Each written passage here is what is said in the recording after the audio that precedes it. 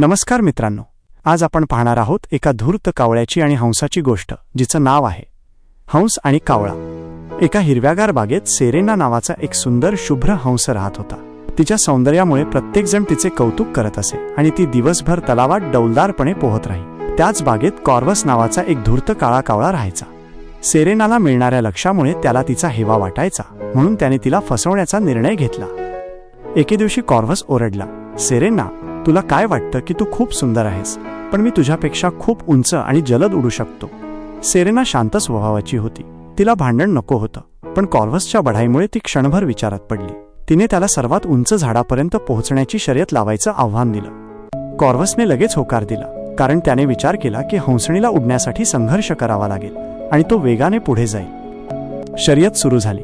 Corvus वेगाने पुढे झेपावला. सेरेनाने हळू सुरुवात केली, पण तिचे उड्डाण स्थिर आणि मजबूत होते. कॉर्वस खूप उंच गेला आणि लवकर थकून गेला, त्यामुळे त्याला एका खालच्या फांदीवर थांबून धाप घ्यावी लागली. सेरेनाने आपला शांत आणि सातत्यपूर्ण वेग राखला आणि ती सहजपणे शिखरावर पोहोचली.